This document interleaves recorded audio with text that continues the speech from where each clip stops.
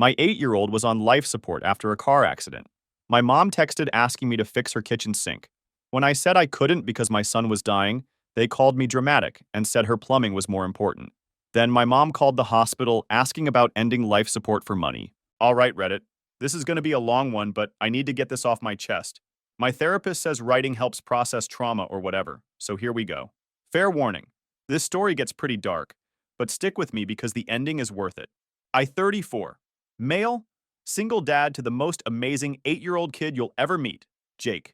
His mom bounced when he was 3. Classic story, right? So it's been just me and my boy holding it down ever since. I'm a union electrician and own my own small electrical contracting business with a crew of 5 guys. Nothing fancy, but we get by pretty well. Better than my family thinks, which becomes important later.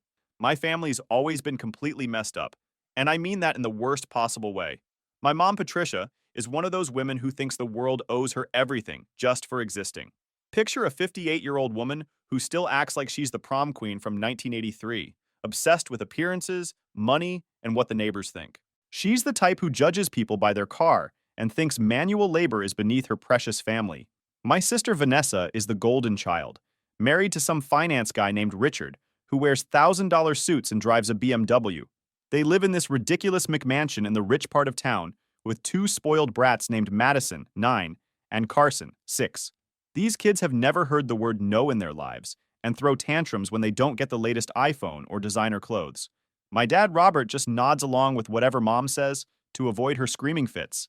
He's been doing this dance for 30-plus years and figured out long ago that agreeing with Patricia is easier than dealing with her drama. The man hasn't had an original thought or opinion since the Clinton administration. I've always been the family disappointment because I work with my hands instead of wearing a suit to some fancy office. I actually call out their nonsense when they're being ridiculous, which apparently makes me the difficult one. They've made it crystal clear over the years that Jake and I are the charity cases of the family, the ones they tolerate at Christmas dinner but talk about behind our backs. Oh, and I gotta mention my best friend and business partner, Danny. This guy's been my ride or die since we were sophomores in high school getting detention together. He's this short, stocky Italian dude who looks like he should be running a pizza joint in Brooklyn, but can wire a building faster and better than anyone I know. Danny's got absolutely zero filter and says exactly what everyone's thinking, but is too polite to say out loud. He's been telling me for years that my family's toxic as heck. David, your mom's crazier than a bag of cats, he'd say, while we're running electrical wire through some office building. And your sister? She's got more red flags than a Chinese military parade. I'm telling you, these people are gonna screw you over someday. Danny was right, but I always figured family was family, you know? Boy, was I wrong about that. Anyway, last April, about 16 months ago now, I'm on a job site finishing up some commercial electrical work for a new medical building when my phone rings. It's Jake's school, and I can tell immediately something's wrong because the principal's voice is shaking like a leaf. She tells me there's been an accident. Some poor guy had a sudden medical emergency while driving and lost consciousness, causing his car to run a red light and T-bone the school bus carrying Jake and 15 other kids. The bus flipped onto its side, and several children were seriously injured. Jake got the worst of it because he was sitting right where the car hit. I don't remember much about getting to the hospital. I know Danny drove my truck because I was completely losing my mind, hands shaking so bad I couldn't even dial my phone properly. What I do remember clear as day is my doctor finding me in the waiting room with that look on his face. You know, the one that means your entire world is about to get turned upside down and stomped on. Jake had severe head trauma, internal bleeding, broken ribs, a fractured arm, and a punctured lung. He was in emergency surgery, and they honestly didn't know if he'd make it through the night. The surgeon told me to prepare for the worst while hoping for the best, which is medical speak for your kid might die, and there's nothing we can do about it. The next 20 hours were just me sitting in that sterile waiting room, drinking terrible hospital coffee that tasted like burnt rubber, and praying to every god I could think of, even though I'm not really a religious guy. I called everyone I could think of, my boss, Jake's teacher, even his Little League coach, everyone except my family, because I knew they'd find a way to make it about themselves. When they finally let me see him after the surgery, my tough little man looked so incredibly small hooked up to all those machines. There were tubes everywhere, monitors beeping constantly, and a ventilator breathing for him. He was on life support, in a medically induced coma, and the doctors couldn't tell me if he'd wake up or what condition he'd be in if he did. The neurologist was honest with me. Brain injuries in kids are unpredictable. Jake could wake up completely fine, or he could have permanent disabilities, or he might never wake up at all. They just had to wait and see. First night, I finally broke down and called my mom crying like a baby. Mom, I need you here. Jake's really bad. He might not make it. You know what she said? She actually sighed, like I was interrupting her favorite soap opera or something. Oh, David, you're always so dramatic about everything. Kids are tough. He'll bounce back. I can't just drop everything and drive 4 hours because you're panicking over nothing. Panicking over nothing. My son was in a coma, and she called it panicking over nothing. That should have been my first clue about what kind of people I was dealing with. But grief makes you stupid and desperate. Danny basically moved into the hospital with me that first week. He brought me real food because hospital cafeteria stuff is garbage, dealt with all the insurance paperwork because I couldn't focus on anything, and even convinced the nurses to let him set up a cot in Jake's room so I could sleep next to my boy. Your kid's gonna pull through, Danny kept saying, even when the doctors weren't so sure. Jake's got your stubborn streak, and Thompson men don't quit. Kid's gonna be fine. The nurses loved Danny because he'd crack jokes and keep everyone's spirits up even when everything was falling apart around us. Hey nurse, you got any good cafeteria food recommendations? Because this guy, he'd point at me, has been living on vending machine garbage in desperation for 3 days straight. For 3 long days, I lived in that hospital room, holding Jake's small hand and reading him his favorite comic books out loud, hoping he could hear me somewhere in that medical coma. The doctor said hearing was often the last sense to go and the first to come back. So I talked to him constantly about everything: school, baseball, the new video game he'd been wanting. Then Friday afternoon happened, and that's when I learned what my family really thought of us. Friday afternoon, I'm watching machines keep my son Jake alive when my phone buzzes. Mom, David, my kitchen sink is leaking again. Come fix it this weekend. Bring your tools. I stared at the text for 10 minutes. My kid's in a coma, and she's worried about plumbing. Me. I can't. I'm at the hospital with Jake, who's fighting for his life. Mom, you always make everything about yourself with your drama. Just because you can't handle stress doesn't mean we stop living. The sink's backed up and I have book club Tuesday. I laughed bitterly. My sister Vanessa jumped in. Mom's right. Kids get hurt all the time. Madison scraped her knee last week and didn't make this big deal. Stop being a drama queen. Some of us have actual responsibilities. Me. Jake is on life support. He might die. How is this drama? Dad. Your mom's plumbing is more important than your attention-seeking behavior.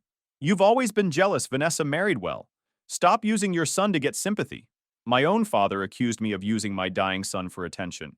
Danny walked in, saw my face, and read the messages. Your kid's in a coma and they want you to fix a sink? David, your family's nuts, but this is next-level crazy. That's when the doctor entered, looking uncomfortable. David, I need to tell you about your mother. She called this morning claiming to be Jake's grandmother, asking about his condition and prognosis. He paused. She asked specific questions about Jake's insurance situation, life insurance policy, beneficiaries if Jake didn't survive. The room spun. What? She asked about end-of-life options and he took a breath. She specifically asked about organ donation and financial compensation. Danny started pacing, muttering angrily in Italian. I felt sick. Doctor, what exactly did she say? She asked detailed questions about brain death protocols, how long we keep patients on life support, legal processes for end-of-life decisions. She wanted to know about organ donation compensation, life insurance implications, and funeral cost programs. She asked about killing my son for money. Did you discuss discontinuing Jake's care with your mother? No, he's my kid. I'd sell everything, live in my truck, work 3 jobs to keep him alive. Danny's voice rose. David, your mother called asking about murdering your kid for cash. This is evil. Then it clicked. Mom knew about Jake's small life insurance policy from when I started my business. She knew I'd been struggling since his mom disappeared. But what my family didn't know, my electrical business had been crushing it. 3 major commercial contracts, $150,000 in savings, house paid off, connections throughout the city. Mom still thought I was the broke single dad who might need help. She thought wrong. Doc, I need copies of every conversation she had with your staff. Danny looked at me with that expression from high school, right before suggesting something that would get us in trouble. David, what are you thinking? I'm thinking it's time my family learned not to mess with me and my son. They just made the biggest mistake of their lives. That night, after Jake's vitals stabilized, I started planning. Not just any plan. One that would show my family exactly what happens when you mess with a union electrician who knows how to hold grudges and has the connections to make lives very, very difficult. The next morning, Danny showed up with coffee and his evil grin. David, your family messed with the wrong guy. Think about it. You're a union electrician who knows every contractor, inspector, and building official in 3 counties. Your mom lives in that fancy neighborhood where reputation matters. Your sister's husband works at that investment firm, where image is everything. Your dad's landscaping business depends on word of mouth. I started seeing where he was going, and I liked it. Plus, you've been doing electrical work for half the rich people in town. Time to call in favors and let people know what kind of family you're dealing with. First, I documented everything. Every text, every call, started recording conversations, completely legal in our state with one-party consent. The messages kept coming all weekend, each more insane than the last. Mom, I don't care about your tantrum. My sink's getting worse. I need it fixed before book club Tuesday. These women are important social connections. Vanessa, stop being dramatic about Jake's little accident. Madison's dance recital is next weekend and she asked for you to bring those expensive chocolates. Little accident. My son was in a medically induced coma. Dad, your mom's birthday is next month. You're organizing the party like always. The country club's booked, so find somewhere else. Danny read over my shoulder, getting angrier by the minute. Your kid's fighting for his life and they want birthday parties and plumbing fixes? Wednesday brought a call from Vanessa that pushed me over the edge. David, Richard's been telling everyone at work about your family drama. It's embarrassing. Can you tone down the attention seeking? Also, Carson has soccer Saturday, and we need you to help set up the field. I hung up without a word. I was done being hurt and confused. I was angry. And when I get angry, I get focused. My doctor found me in the family lounge looking murderous. David, how are you holding up? My family's acting like Jake's accident is an inconvenience to their social calendar. They want me to fix sinks while my son's on life support. He sat quietly for a minute. In 15 years of practice, I've seen families handle trauma many ways. Some pull together, some fall apart. But this level of callousness toward a critically injured child, it's disturbing and unusual. They sent me a grocery list yesterday while Jake was having breathing problems. Have you considered protecting yourself and Jake from this toxicity? Sometimes the people supposed to love us unconditionally hurt us the most. That hit me. Protect Jake. Not just medically, but from these parasites who saw my son as a dollar sign and inconvenience. The next bombshell came from Jake's physical therapist. David, did you give anyone permission to call about Jake's treatment plan? My stomach dropped. What happened? Someone claiming to be Jake's grandmother called asking detailed questions about recovery timeline, long-term care costs, potential permanent disabilities requiring expensive treatment. She seemed more interested in worst-case scenarios than hoping for recovery. I was seeing red. Those weren't questions from someone hoping your son gets better. Those were questions from someone planning for him not to. The biggest revelation came Friday, when Uncle Pete called from across the state. David, I just heard about Jake's accident. How's he doing? I would have called sooner, but Patricia told me you didn't want family interference. She said you preferred privacy and were handling everything yourself. My blood went cold. Uncle Pete, I never said that. I've been begging for help. Long pause. What exactly has Patricia been telling people? Turns out Mom had systematically called everyone, extended family, church people, neighbors, old high school friends, telling them I was handling Jake's situation privately and didn't want visitors or help because I was very independent and preferred dealing with things alone. She'd actively prevented people from supporting us during the worst time of our lives. She told me Jake had a minor concussion and you were being overly dramatic for attention. Uncle Pete arrived Saturday with his truck full of home-cooked meals, clean clothes, and a gaming system for Jake's room. He took one look at Jake and started tearing up. Good grief. This kid's been through hell. How could Patricia call this minor? Sunday afternoon, Mom called while Pete sat in Jake's room. David, Pete called upset. What lies have you been telling him? I put her on speaker so Pete could hear. No lies, Mom. Just the truth about Jake's condition and how you've been acting. How I've been acting. I've been supportive. I even called the hospital to check on Jake. You called to ask about ending his life support and collecting insurance money. That's not what I did. I was asking about available options because I was worried about medical bills. I was being helpful and practical. Pete's eyes went wide listening to this. Mom, you asked about organ donation money, brain death protocols, life insurance payouts. Someone has to think practically. You're too emotional to make rational decisions. Pete grabbed the phone. Patricia, this is Pete. I'm looking at my great-nephew who is very much alive and getting better. What you're describing isn't practical thinking. It's absolutely sick. Pete, you don't understand? I understand you called asking about killing your grandson for money. I understand you've been lying to prevent family support. Patricia, I've known you 50 years, and I've never been more disgusted to call you my sister. She hung up. That night, Pete and I had a conversation that changed everything I thought I knew about my family. Pete dropped serious bombs that explained my family's twisted behavior. David, your mom's always been obsessed with money and appearances, but this isn't the first time she's shown this side. He looked uncomfortable, like he was revealing a decades-old family secret. When your grandpa was dying 10 years ago, Patricia was focused on inheritance and nursing home costs. She actually asked doctors multiple times about speeding up the process because medical bills were eating into what she considered her inheritance. Are you serious? Your dad and I never told you because we thought grief made her act irrationally. But seeing how she's treating Jake, I think this is just who she really is. Pete stayed a full week, revealing more about my family's true nature than I'd learned in 34 years. Stories about mom manipulating situations for financial gain, resenting that I'd built an independent life, spreading rumors about my parenting skills behind my back. She always wanted you to stay home, be available for Vanessa's kids, maybe move back in to care for your parents. Jake's accident wasn't a tragedy to her. It was an opportunity, either to get rid of your burden or force you home broke and dependent. When Pete left, he hugged me tight. David, you and Jake are going to be fine. You're tougher than you know, and you're a damn good father. After Pete left, I felt pure, focused rage. Not messy, emotional rage, but cold, calculating rage that gets stuff done and makes people pay. That's when Danny and I put our real plan into action. Here's what my family didn't know. My electrical business wasn't just getting by.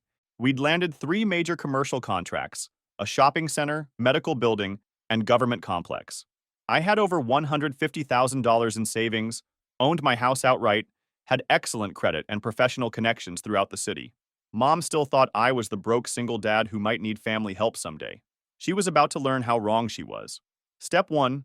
I called my lawyer buddy who handles union negotiations. Hypothetically, if someone called a hospital asking about ending a child's life support for insurance money, what legal trouble could they face? I told him the whole story. When I finished, he was quiet for a long time. David, what your mother did could be attempted insurance fraud, child endangerment, conspiracy to commit fraud, or elder abuse. Document absolutely everything. Step 2. I reached out to Vanessa's mother-in-law, Carol. Old money, sat on hospital boards, city council, country club boards. She knew everyone who mattered and had never liked how my family treated me. David, honey, I had no idea they were being this cruel during such a horrible time. What can I do to help? Within days, Carol quietly spread word about what my family had done throughout all the right social circles. In a town where reputation matters more than anything, word travels fast, especially when it involves calling hospitals asking about killing kids for money. The response was immediate and brutal. Richard was up for promotion to senior advisor at his investment firm. The senior partners, all friends with Carol, suddenly seemed less interested in promoting someone whose wife supported ending a child's life support for financial gain. Mom's volunteer coordinator position at church was quietly terminated. The pastor suggested she take time to reflect on Christian values of compassion and family support. Dad's landscaping business started losing clients immediately. Word spread that he'd called his grandson's fight for life attention-seeking behavior. In a community that values family above everything, that was business suicide. But I was just getting started. Jake woke up Tuesday morning, exactly 4 weeks after the accident, groggy and confused, but alive and conscious. Dad, he said in a tiny, scratchy voice. Hey, buddy, how you feeling? Like I got hit by a truck. Did I miss anything good on TV? That's my kid. Tough as nails with humor just like his old man. I documented Jake's recovery with photos, videos, and detailed notes, but shared absolutely nothing with my family. They only learned about his progress through others. Carol mentioned at the country club how amazingly well Jake was doing.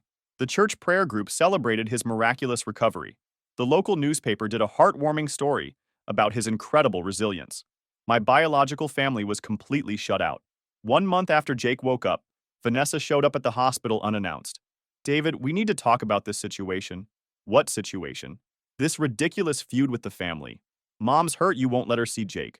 This has gone too far. Vanessa, your mother called asking about ending my son's life support for insurance money. That's not what happened. She was asking reasonable questions because she was worried about your finances. She was being helpful. She asked about organ donation payments, brain death protocols, life insurance payouts.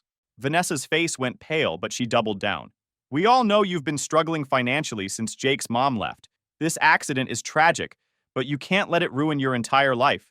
Sometimes awful things happen for reasons we can't understand. I stared at my sister, wondering how we could share DNA. Get out of here right now. David, please be reasonable.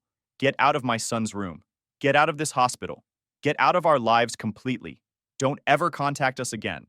Vanessa left, muttering about how I'd regret this stubborn attitude when I really needed family money and support. She had no idea what was coming next. 2 months later, Jake was home and doing physical therapy like an absolute champion. The kid's recovery was honestly nothing short of miraculous.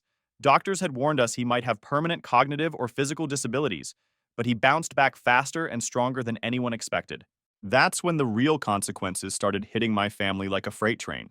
Carol called me regularly with updates, and she always sounded like she was enjoying herself. David, honey, you should know. Vanessa and Richard are having some very serious marital problems. Turns out the stress of Richard's sudden career troubles, combined with the intense social judgment about their heartless behavior during Jake's crisis, was absolutely destroying their marriage. Richard's investment firm had quietly pushed him aside after losing several major clients who didn't want to be associated with someone whose family supported ending a child's life support for money. But here's the really interesting part, Carol continued with obvious satisfaction. Vanessa's been having an affair with her tennis instructor, some young guy named Brad. Richard found out, filed for divorce, and he's going for full custody of both kids. Your text messages about Jake's accident are being used as primary evidence of her character and fitness as a mother in family court. The custody hearing was apparently absolutely brutal. Richard's lawyer read Vanessa's text messages aloud in open court in front of the judge, court reporters, and a packed gallery. Stop being so dramatic about Jake's little accident. Kids get hurt all the time. The judge's face when he heard that testimony was reportedly something to behold. Vanessa lost primary custody immediately and only got supervised visitation rights until she completed extensive parenting classes and psychological counseling. Meanwhile, Dad's landscaping business was hemorrhaging money and clients. His biggest client, a luxury housing development worth over $200,000 annually, dropped him immediately after the project manager, whose own kid had been in a serious accident a few years back, told him directly, "I can't in good conscience work with someone who abandons their own family during a medical emergency." Within 6 months, Dad had lost over 70% of his business and was struggling to pay basic bills. But the absolute best part of the whole situation? Mom tried to take out a second mortgage on their house to pay for Vanessa's expensive divorce lawyer. The bank denied her application specifically because of her reputation in the community.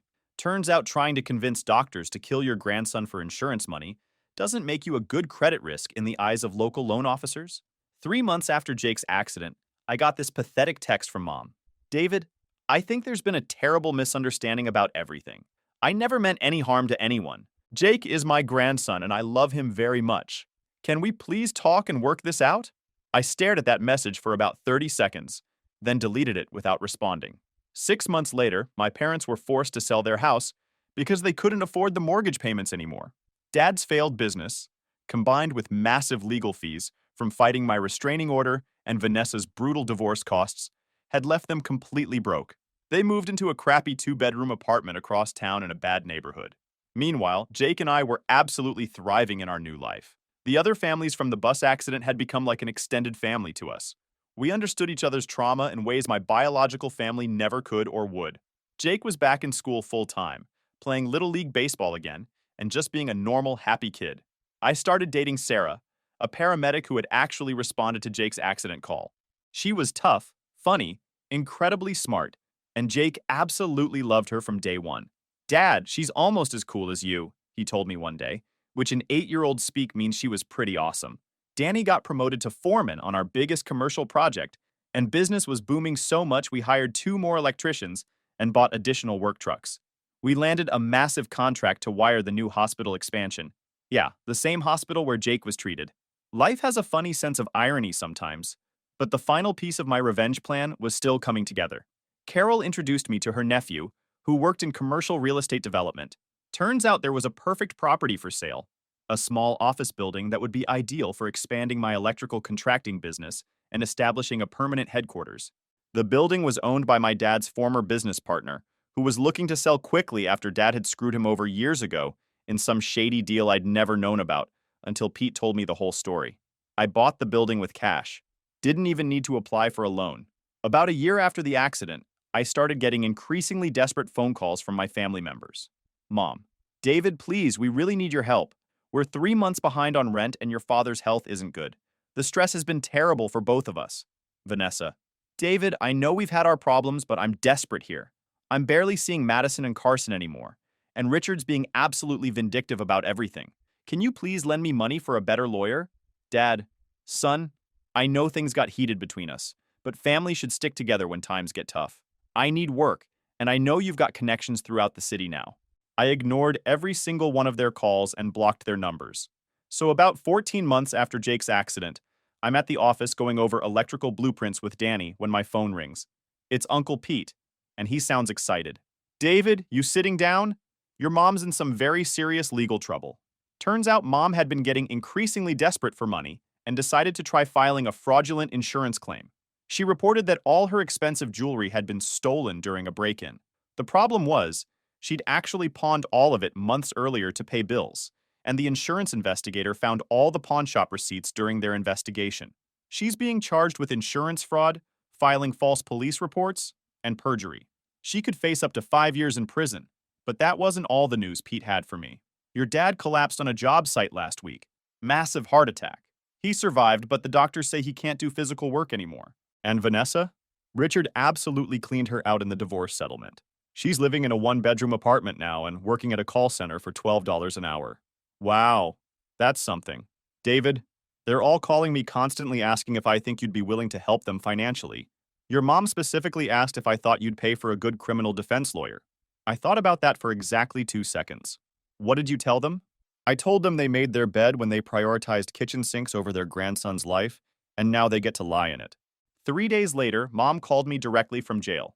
I almost didn't answer, but curiosity got the better of me. David, please don't hang up on me. Her voice sounded completely different. Smaller, older, desperate, and defeated. What do you want, Patricia? I used her first name on purpose to show I wasn't considering her my mother anymore. I need help with bail money. The insurance thing is just a misunderstanding, but I need a lawyer and I don't have any money left. Let me stop you right there. You want me to pay for a lawyer to help you commit insurance fraud? It's not fraud. I was confused about the jewelry and when I pawned it and, like you were confused when you called the hospital asking about killing Jake for money, complete silence on the other end. David, I know I made some mistakes, but I'm still your mother. Family is supposed to help family during difficult times. You're absolutely right about that. Family does help family. Where was that energy when Jake was dying in the hospital? That was different, and you know it. No, it absolutely wasn't different. You showed me exactly who you really are. You prioritized your kitchen sink over my son's life. You asked doctors about ending his life support for insurance money. You called his fight for survival attention-seeking behavior. I could hear her crying on the other end. Good. You want to know what's really funny about this whole situation, Patricia? You thought I was broke this entire time. You thought I needed your help and support. You had absolutely no idea my business was pulling in over $300,000 a year. You could have been part of Jake's life, part of our success story. Instead, you chose to be a greedy, heartless person who saw dollar signs when she looked at her dying grandson. David, please, I'm begging you. I'm completely done with you. Don't call me again. A week later, Vanessa called from yet another number. David, I know you're angry with all of us, but I'm absolutely desperate here. I can barely afford my apartment rent, and I'm only seeing Madison and Carson every other weekend with a court-appointed supervisor. Richard's being completely cruel about everything. I just need a loan. $15,000 for a better family lawyer. I'll pay you back as soon as I can get back on my feet. Stop talking right now. I just need help getting my kids back. Vanessa, do you remember exactly what you said to me in the hospital while Jake was unconscious? I was upset and scared and not thinking clearly. You said Jake's accident happened for a reason. You called it a little accident while he was in a coma fighting for his life. You told me to stop being dramatic while my son was hooked up to life support machines. I didn't mean any of that. You showed me exactly who you are when things get difficult. And now you want me to pay $15,000 to help you? Here's my counteroffer. Go pound sand. I hung up and blocked that number too. Dad was the last one to call, about 6 months later. His voice was weak and shaky.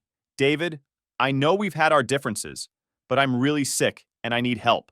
The medical bills are piling up, and we can't afford the medications. Dad, you told me my son's fight for life was attention-seeking behavior. You said Mom's plumbing was more important than Jake dying? You want my help now? I was wrong about everything. I was scared and said stupid things I didn't mean. You were scared? How do you think I felt watching my son hooked up to machines for weeks, not knowing if he'd ever wake up or what condition he'd be in? Son, please, I'm begging you. I'm not your son anymore. Real sons get supported when their kids are dying. Real sons don't get accused of attention seeking during the worst moments of their lives.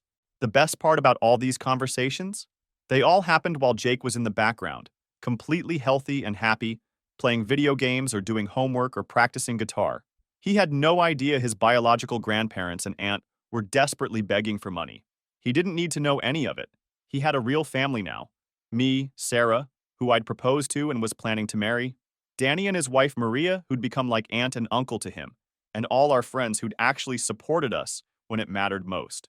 Jake was absolutely thriving in school, playing travel soccer, and had completely recovered except for a small scar on his forehead that he thought made him look tough like dad. So here we are about 2 years after the accident, and this is how everything finally ended. Jake's now 10 years old, completely recovered, and honestly the coolest kid I know. He plays travel soccer, gets straight A's, has tons of friends, and wants to be either an electrician like his dad or a doctor, like the one who saved his life. Sarah and I got married last spring in a small ceremony. Jake walked her down the aisle and told everyone at the reception that he officially approved of Dad's choice in women. Danny's now my full business partner, and we've got 12 guys working for us across multiple crews. We landed the contract to wire the entire new hospital expansion. Yeah, the same hospital where Jake was treated. Sometimes life has a perfect sense of irony. 6 months ago, I got one final phone call. Mom had been sentenced to 4 years in prison for elder abuse and insurance fraud. She was calling from prison, using someone else's phone time. David, I'm truly sorry for everything. I know I was wrong about all of it. When I get out in a few years, can we please start over? I want to be a real grandmother to Jake. I thought about that for exactly 1 second. Patricia, you had your chance to be a grandmother when it actually mattered. You chose to ask doctors about killing him instead. You chose your kitchen sink over his life. You chose money over family. Those were your choices, and now you get to live with the consequences. Please, I've lost absolutely everything. Good. You should have thought about that before you tried to profit from my son's death. I hung up and went outside where Jake was teaching Sarah's nephew how to throw a perfect spiral. Dad, you okay? Jake asked, because he's perceptive like that. Yeah, buddy, just taking out some trash. Tonight, as I'm writing this final update, Jake's asleep in his room, Sarah's reading a book next to me in bed, and Danny's texting me pictures of the new truck he bought with his profit-sharing bonus.